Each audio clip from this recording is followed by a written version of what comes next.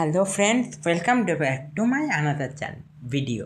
আজ আমরা শেয়ার করবো রাম রাজত্বের রাম পুজোর ইতিহাস এবং রাম পুজোর প্রচলন কী করে চালু হলো। তো চলুন, রাম নবমীর পুণ্যতিথিতে যেই রাম পুজো শুরু হয়, সেই রাম বিসর্জন হয় শ্রাবণ মাসের শেষ রোববার গঙ্গার ঘাটে।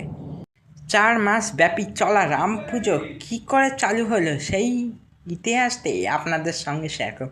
প্রায় 350 বছর আগে এই জমিদার অযোধ্যারাম চৌধুরীর গৃহকোণে পূজিত হতেন শ্রীরামচন্দ্র, এবং শ্রী অযোধ্যারামের ইচ্ছা ছিল যে তিনি তার ইষ্ট দেবতাকে জনসাধারণের জন্য রূপ প্রদান করবেন।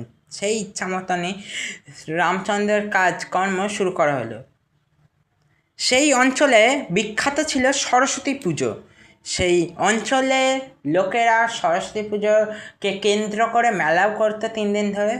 সেই সরস্বতী পুজোকে সরস্বতী পুজো না করে রাম পুজো করাটা লোকেদের মধ্যে একটু হওয়ার ছিল।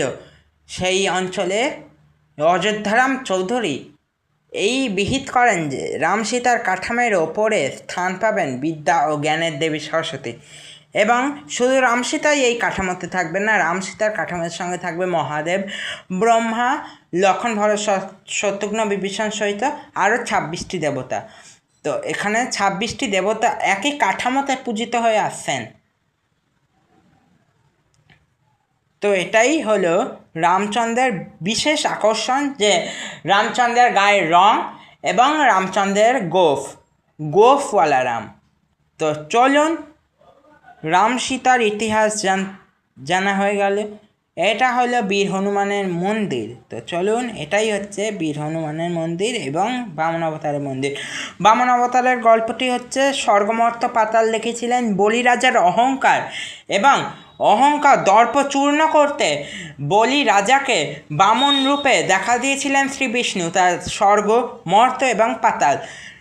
তিনি এক পা কোথায় রাখবেন ভেবে না পেয়ে বলি রাজা তার মাথা নত করে দিয়েছিলেন এবং বামনকে নিজের মাথায় স্থান দিয়েছিলেন, ওটাই হলো পাতাল। তো এটা হলো সাবিত্রী সত্যবান। আজকে ভিডিও যদি আপনাদের ভালো লাগে থাকে লাইক, শেয়ার এবং সাবস্ক্রাইব। আজকে আমার টাটা, বাই।